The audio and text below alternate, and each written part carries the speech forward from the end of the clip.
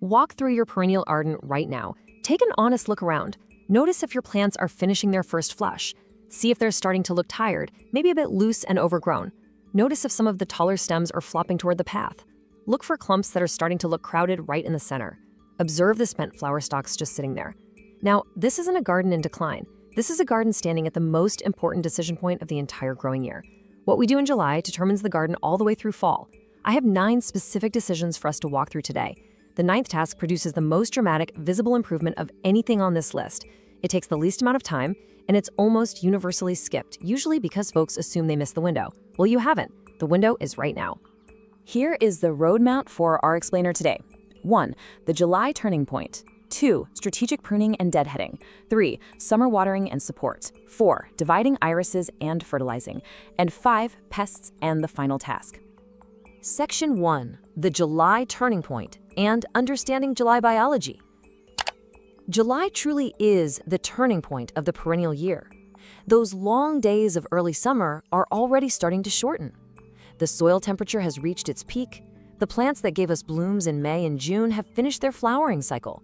They are shifting their resources now. They're moving energy away from flower production and putting it into root consolidation and seed development. This isn't a failure on their part. It's just biology. The opportunity we have as gardeners right now is to deliberately interrupt that shift. We need to redirect the plant's energy right back into flowering and healthy growth. Every task on our list today redirects that energy. Each one sends a very specific signal to the plant about what it ought to be doing for the rest of the season. When you understand it that way, July garden tasks really aren't just maintenance, they are conversations. Section 2. Strategic pruning and deadheading. This covers tasks 1 and 2. Task number 1. We want to delay flowering to prevent August exhaustion. We're looking to produce shorter, bushier, and more self-supporting plants that give us a longer bloom window. Because of that, we guide the plant by using a modified early July chop.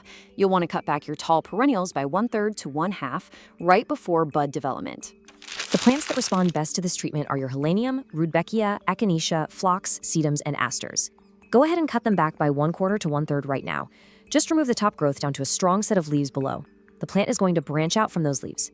This produces a slightly delayed but slightly more compact period of flowering. It carries your garden right through late August and September. It's a highly reliable step for late summer bloomers. Your garden will absolutely thank you for the delay. Task number 2. We need to redirect the plant's energy toward producing lateral buds, which become your next flush of flowers. So we must perform precise deadheading. For your repeat blooming perennials, cut the spent flower stem back to the very first strong set of leaves below the bloom. Don't just pop off the flower head. Remove the entire stem right down to where you can see strong new growth. For once blooming perennials, just leave them be. We leave those alone for the attractive seed heads that provide genuine beauty through the fall and winter. And keep in mind, that high-return 9th task is still coming. Section 3. Summer watering and support. Tasks 3, 4, and 5. Task number 3. Light, frequent watering keeps moisture right at the surface. Shallow roots are very vulnerable to heat stress and drought stress. We need deep roots that are resilient to drought. Therefore, water deeply and infrequently. Give the entire root zone a thorough soaking once or twice a week, and do it early in the morning. Morning watering lets the foliage dry off completely during the day. That is exactly what prevents fungal diseases like powdery mildew. Task number 4.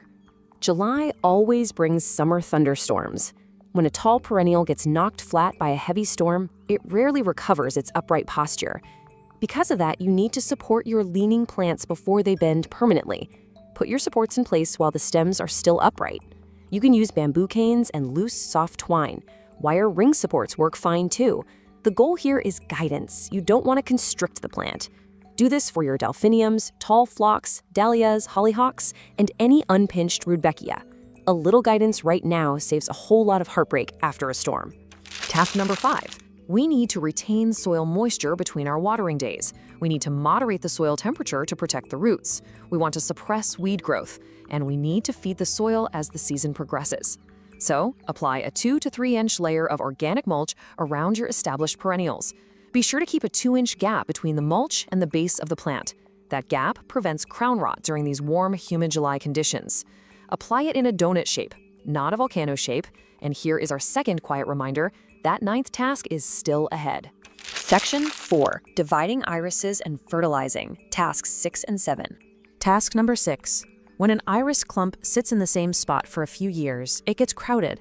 The rhizomes start to overlap, and the flowering slowly declines. July is the time when the plant is not actively flowering. Plus, the soil is warm enough to encourage rapid root establishment. Because of that, divide your bearded iris now. Lift the entire clump out with a garden fork. Throw away any soft or damaged rhizomes. Then replant the healthy sections that have a good fan of foliage.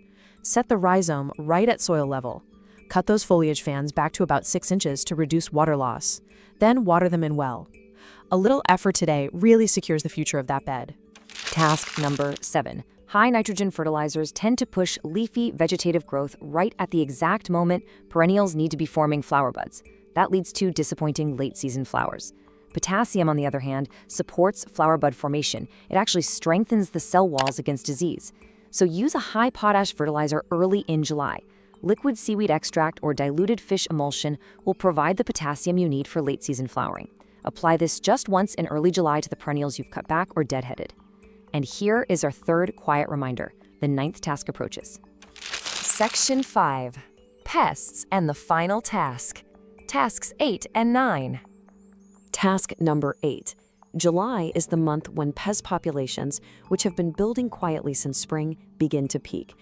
Early detection is what allows for prompt treatment. It minimizes the damage to your garden. Taking 5 minutes for early observation prevents hours of recovery work down the line, so intervene early. Walk the garden twice a week, specifically looking for pest activity. Take this slow. Look underneath the leaves. Check for aphids on the new growth. Keep an eye out for powdery mildew on your phlox. Look around for Japanese beetles and slugs. When you see them, treat them immediately. Now the final task is next. It is the most overlooked, most high-return July action available to us. So let me ask you, what is the most high-return, universally skipped July task? Task number 9. Your early season perennials have completely finished blooming. They've descended into the sprawling, yellowing, vegetative phase. They are taking up space and, frankly, looking worse every single week. We need to interrupt this phase. So, cut them back hard.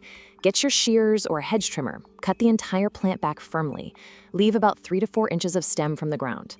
Precision really isn't required here. Just make the cut and water the plant very well afterward. Here are the specific plants that require this hard cutback right now. Catmint, Salvia nemorosa, alchemilla, hardy geraniums, pulmonaria, lamium, nepeta. They all bloomed heavily back in May and June, and now they are exhausted. Take 10 minutes with your shears.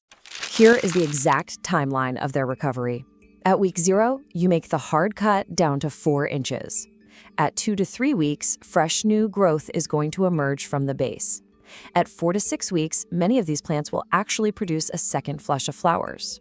Late summer temperatures are much gentler than June. This often produces stronger, healthier flowers. That hole you made in your garden will be filled with fresh, clean growth and bright new color. Many folks look at an exhausted plant and just assume there is nothing left to be done. There is always something left to be done. The plant just needs permission. Let's review the 9 tasks. Modify the Chelsea chop. Deadhead precisely to the first strong set of leaves. Water deeply in the morning. Stake your leaning plants early. Mulch correctly, keeping it away from the crown. Divide your bearded iris. Apply potash fertilizer, not nitrogen. Inspect for pests twice a week. And cut those early perennials hard. These specific decisions made right now produce a fall garden that feels genuinely different. So, which state do you garden in? And which of these 9 tasks are you most behind on? Leave a comment and let me know. The garden is waiting. What will it become when you finally give it permission?